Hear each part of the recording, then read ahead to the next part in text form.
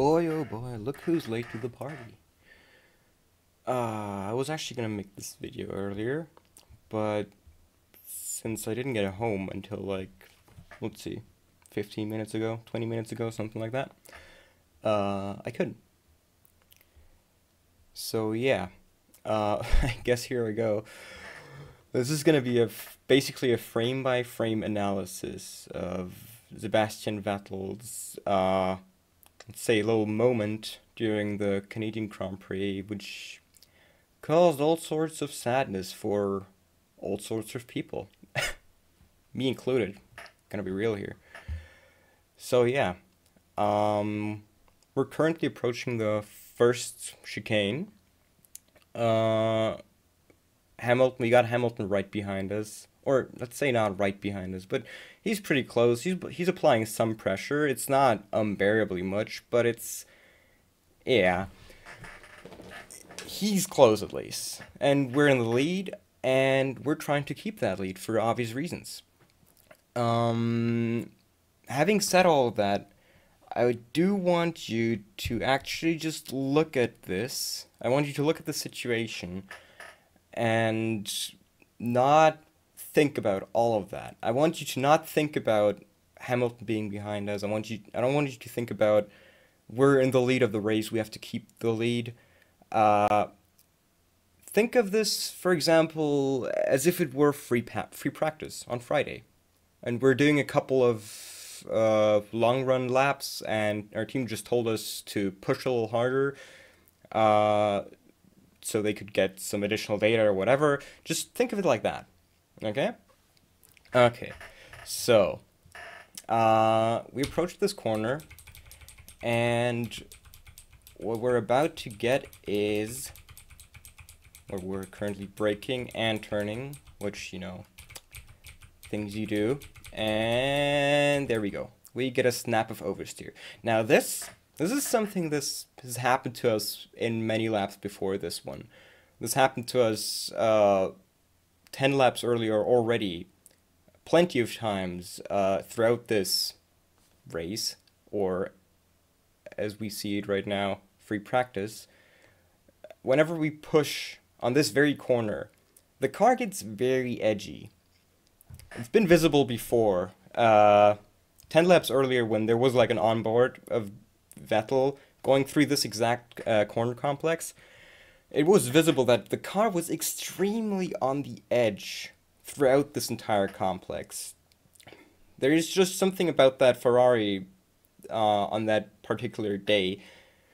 It just was kind of twitchy, under power, under braking through the chicanes. It just didn't want to quite have the rear sticking as much as it should. But we could live with that up until now. It was always manageable, and the car was still fast, so it didn't really matter.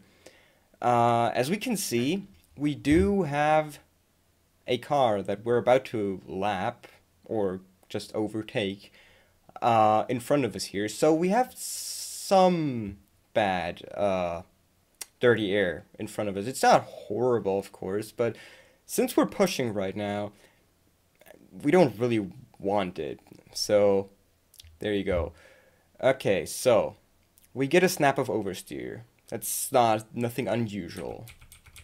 So, we go on, and we realize we already started correcting.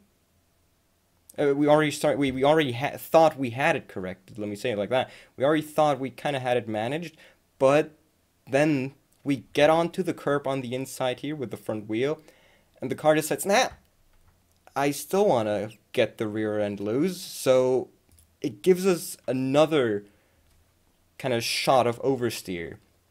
And it's trying to make the car, to turn the car around again, after we already thought we had it in the bag, and we had corrected it and sorted out. So the car decides to give us an even bigger slide afterwards. And now we're putting on some real lock. We got a half lock here already, which is quite severe for just correcting turn in on oversteer. So, and here we go. We're almost at full opposite lock right now. this is not a fun situation to be in right now. We have a wall over here that, of course, if we just go like this, yeah, we're gonna crash into that. And we have even worse than that. We have this wall all the way along here, and it's always really close. If the car breaks loose now, we're gonna spin like this and end up somewhere on the curb here, and we're gonna be in a really bad spot because whoever, this is a completely unsighted corner basically, so whoever comes after us is just gonna run right into our face, and he's gonna have no chance of actually avoiding that. So the last thing we want right now is to spin out.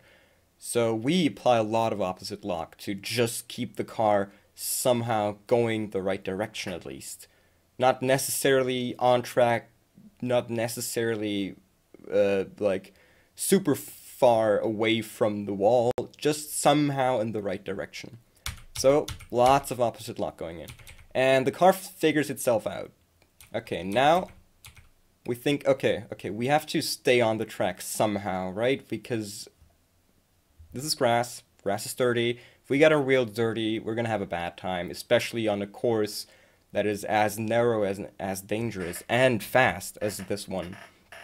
So yeah, we try taking this corner still.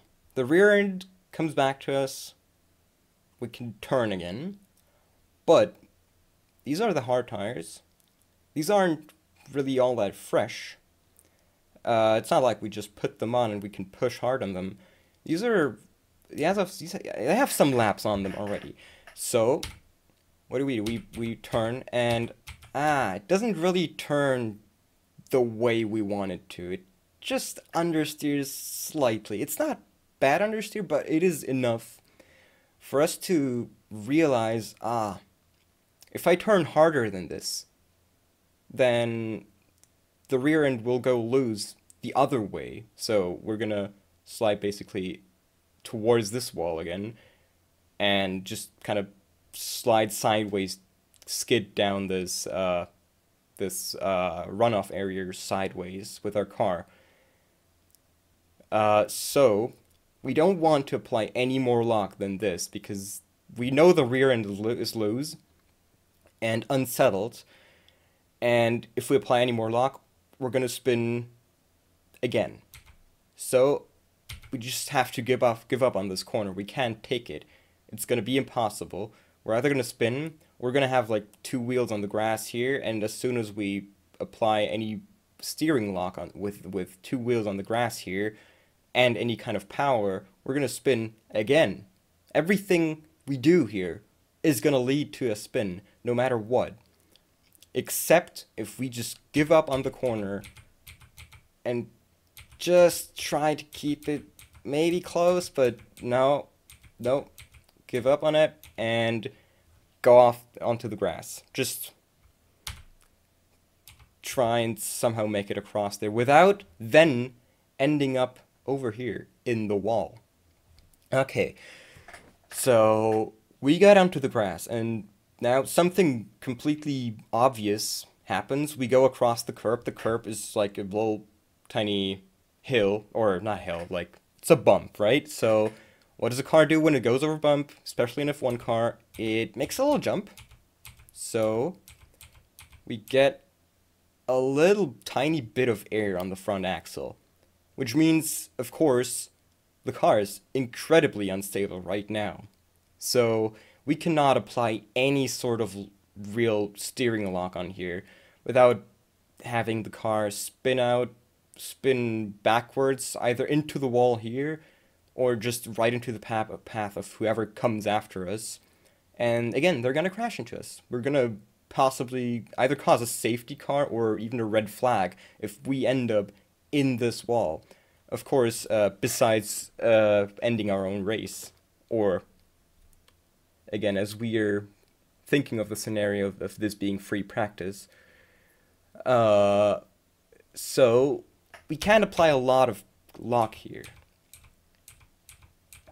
We just get enough in there to make sure that we kind of make the corner, but also don't spin. We apply the maximum possible luck without having the rear go unstable again and spin us out of the race, or out of or just off the track and career off into the wall. So here we land, we get a hit on the front axle, it makes just a bunch of rattling, and we apply as much lock as possible still. Now the rear starts kinda saying, no, I just can't live with the amount of lock you're putting on right now on the front end. It just gets a little bit loose. Also remember, this is kinda downhill, so it's like off camber, it's kinda awkward of an angle in the corner, so it just gets a little bit loose, just a tiny bit. And now we're thinking, yeah, this might work out. We might just rejoin. It's not too steep of an angle, let's be real. We're not like going in here from 90 degrees, just steering off onto the course again. We're in a safe angle. It's not too bad. So we go on, and now this wheel gets grip again. What does that mean? That means suddenly this entire front end is gonna just react to the steering lock way harsher than it did before. Which leads to something you see literally every single time anyone goes off the track and onto the grass or even gravel, and then skids across it and comes back onto the track at the exit of the corner. You see this happening every single time that happens. And what I mean is, front end gets grip and back end kind of slides down the curb. No grip on the rear wheels because we just went through the grass. And the car, basically, the front end is telling the car to go in a direction without the rear wheels having the physical grip to even cope with that direction. So what does the car do? It wants to spin immediately. So what do? Well, naturally, since this is just, the most natural reaction any driver could have, we try and correct it.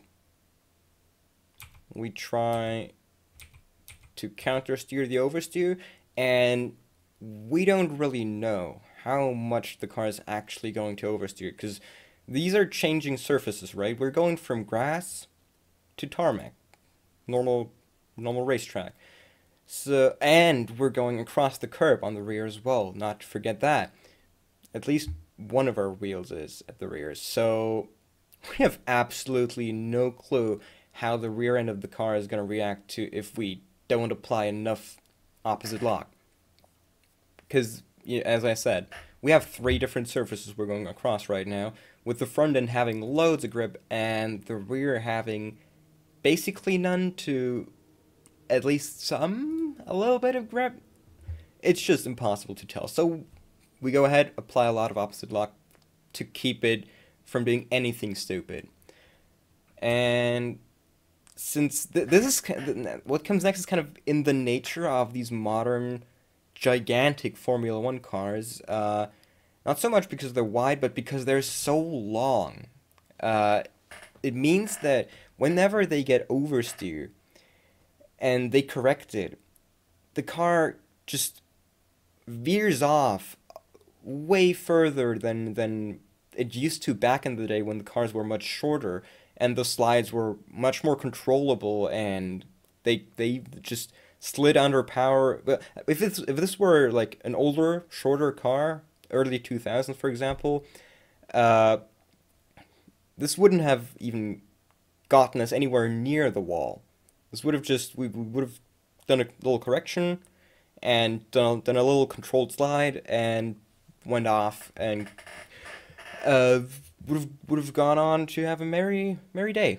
But instead, what we get with these cars is snap of oversteer that's rather sudden, and we correct it, and it grips so hard out of like nowhere. It goes from having no grip at all to having loads of grip so fast that you can't even turn the steering wheel fast enough to keep it from now going towards the direction of the wall.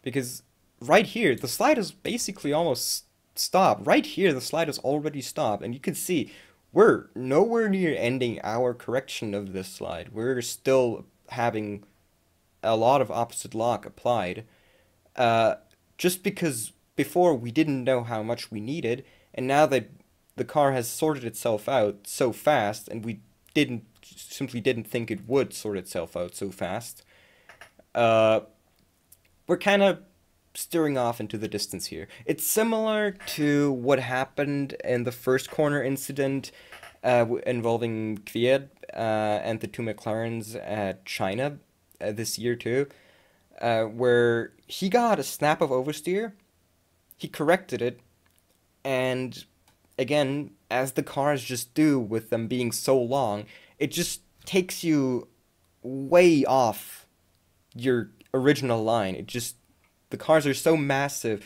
If you correct the oversteer and you're just a slight bit too slow on getting the steering wheel straightened out again, you just career off towards the side. And this is what happens right here.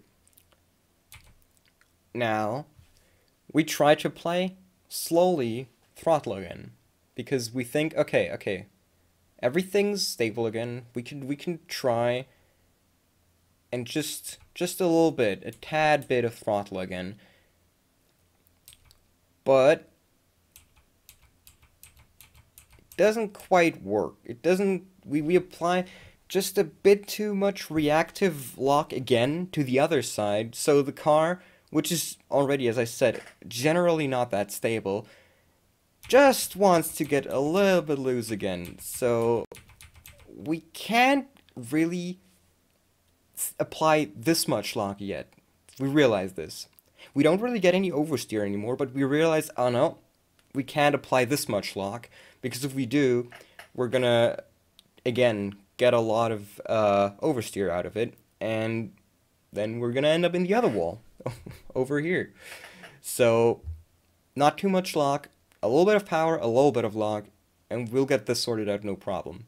We're basically already, we're through with this. We're pretty much out of the weather here. Just a tad bit we have to go a slight bit straight here so we can apply just a bit of throttle. The car is still turning, by the way, because the rear end, of course, is sliding along with the front end, basically. So we're kind of turning on the throttle right now. The car is still sort of turning, and now we can just go along. And only now do we actually look in the mirror to see if someone's behind us. Because only now has our brain actually gone out of autopilot mode. It entered autopilot all the way back there when we had our first little moment there and the first bit of oversteer, sorry. We entered autopilot there, and everything that happened after that just came from pure instinct. There's nothing we could do about any of what we actually did, and any driver would have done pretty much exactly the same thing. A couple of inches, give or take, maybe, but the overall result would have always been the same. And as you can see, we managed to stay quite a bit from the wall. We didn't like really even get in any danger. We sorted this out pretty damn well. We careered across the grass at some speed through a corner that is quite tricky, especially with a car that is unstable through that corner. And this wall is like almost a complete car's width away from us, so we have no problem here. And then we realize, ah, crap, there's actually someone right there behind us. And we just realized this now, because now we look in the mirror, because we can actually focus on driving again instead of trying to not just be a passenger to a crashing car. So yeah, now the reason I told you before to look at this basically as if it were free practice or something like that is because, as I said, any driver would have basically done the exact same thing. in this situation. So, this would have been completely fine if it happened in free practice. This would have just been, we careered off there in the corner, and we went across the grass, we got a lot of oversteer, and just kind of slid across the track, back onto the track, and yeah, no problems, right? So, why is it now a problem all of a sudden, out of nowhere? There is no reason why this should be a problem, right? If someone actually tried to go around the outside here after they saw us completely missing the first corner of that chicane, or not just not missing it, just oversteering past it and just not being able to make the second corner of the chicane. If someone saw us right behind us, if someone saw us go across the grass there, they would never even think of going around the outside, because they would know we would probably get back onto the track with some speed, because you can't brake or slow down on the grass, so you just skid across it and then you skid across the track as well. So nobody in their right mind would ever try and go for the gap here, right? Well, apparently wrong, because as we all know, Hamilton did that, and he actually thought he would get past there. And what gets on my nerves the most about this entire situation is Hamilton would have been easily past Vettel at this point had he been patient throughout the chicane. He saw Vettel get the oversteer and go across the grass. He was close enough to see all of that happen. Yet he decided, knowing the door would always gonna be shut in his face, because there was no way Vettel was gonna catch that car any earlier than he actually did, he still thought he should go around the outside. Instead of being patient and mature and thinking, okay, Vettel's skidding across the grass, there's no way he's gonna be anywhere near the inside of the corner at the exit. So what do? I slow down a tad bit, just a little bit, in the middle of the corner, and take it on the inside and be on my merry way. He's got dirty tires. He's got no traction right now. There's no way he can out-accelerate me. He accelerates later. He has dirty tires. He has no grip. He just got the car sorted out. I'm literally a gear ahead of him if I just go down the inside here. But no, he didn't. And, well, I'm not saying, like, that's a bad thing that he didn't. Like, that shit happens, It's like, sometimes you make the wrong judgment call when trying to overtake someone. And sometimes you make sometimes you make a driving error and your car just oversteers a little bit and you get onto the grass and you then go back onto the track.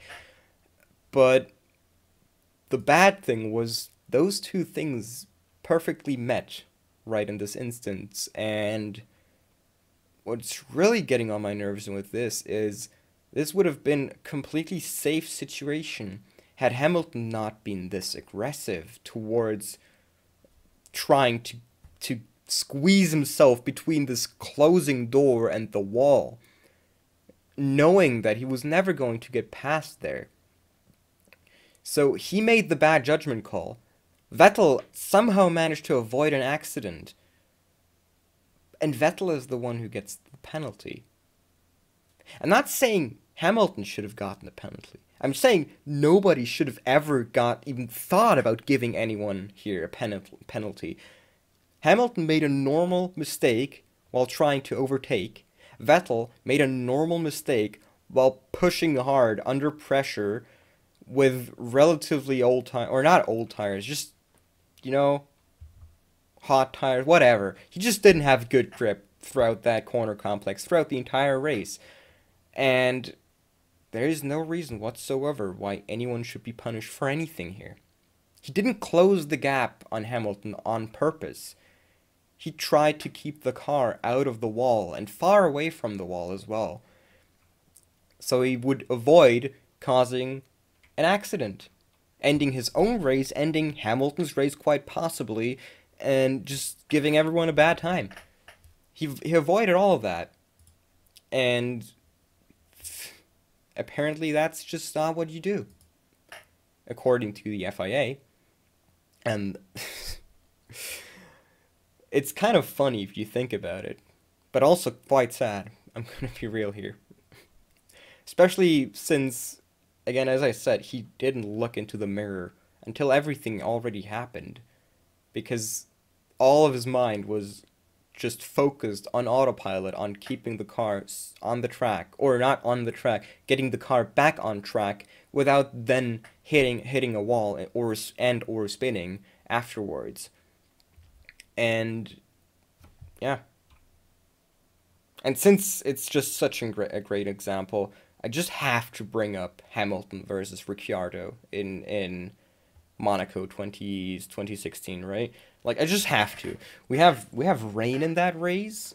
We have Hamilton who just cut a corner because, well, he just made a driving error. You know that happens. He cut the corner there. Okay. He wouldn't even have to give Ricciardo that position. But, you know, Ricciardo gets a normal exit from that corner. Whereas Hamilton, of course, trying to somehow make the corner but not being able to make it is later on the gas, so he's just slower out the corner onto the next short straight, and Ricciardo's gonna take him, no doubt about it, right? No, because Hamilton actively makes the decision to say, no, no dude, screw you, you're not getting past, I'm gonna squeeze you, and since it's rainy, you know exactly that if I Hamilton, get the slightest bit of oversteer into your direction, you're basically screwed because your front wheels are right next to my rear wheels. So if I oversteer into you, and your race is done because you're in the wall. So Ricciardo makes the sensible decision to slam the brakes to the floor and completely lose all momentum and not go past Hamilton. Hamilton back then actively made the decision to put his and Ricciardo's car in danger, and he got away with it. No penalties, nothing. Even though he squeezed him hard and he knew what he was doing right in that moment. There was, like, the moment, the out of control moment was already long past since at that point. Whereas here, Vettel was out of control while the moment happened, so he could not do anything against it. It was impossible for him to do anything. He got the car sorted out pretty damn well, and he got back onto the racetrack pretty safely, to be honest. Like, considering what happened. So, yeah. Make up your mind about that yourself, I guess, but Jesus Christ, I just... I'm not too sure about all of that. Gotta be real here. I mean, even if you look at it, let's just look at it real quick from Hamilton's perspective. See, if he see, like, you can't tell me he doesn't see the literal leader of the race in front of him on the grass right now. And he says, I'll be able to get past him before the door closes. I know the door is going to close, but I think I have enough speed to somehow squeeze past there before he actually gets back on track. Or back onto the racing line. He underestimates how little grip Sebastian has here. And as we'll see right now, right there, he gets the snap of oversteer. He's got 30 tires. He can't really go anywhere. Still oversteering. Now the oversteer stopped. He turns back in. And let's be real here. Hamilton is not even that close to the wall. Like, they're closer than this to the wall already here in qualifying. Now he realizes, ah, crap, man. He actually doesn't have the grip to do this, to stay on the inside line here. Yeah, okay, maybe if I just stay on the throttle, I'm almost half a car next to him, alongside him. Ah, crap, he actually didn't have the grip. And now that he's on the power, he won't be able to turn anywhere. Cripe, okay. Slam on the brakes. Slam on the brakes. Let's just avoid anything here. And as you can see, we're damn close to the wall. But there's even still a full car's width of track, or let's just say the track counts, the curb counts as the track, because anything else is just stupid. Come on. There's still cars width here. So, now there isn't anymore, because again, Vettel is like, of course, at this point he looked in his mirror and was he was going, no, just you won't overtake me, okay? This is a battle for the lead. I will not let you pass. If I can just somehow do it in any way, shape, or form, somehow prevent it. And oh look, everyone got out fine. Nobody crashed into each other. Nobody touched each other. Vettel caught his car pretty well, managed to sort it out, and then managed to give Hamilton just a little bit of a cheeky squeeze at the end. Just a tad bit. It wasn't that Hamilton hadn't already stepped on the brakes before that. And as I said, that door, that was a closing door. That was never going to stay open. Had he just been smart and stepped on the brakes a little bit harder, or just not gotten on the throttle as early or as hard as he did, his car would be about a car's width further inside here and a bit further back. And right now he would be full accelerating, and he would be going straight past down the inside here.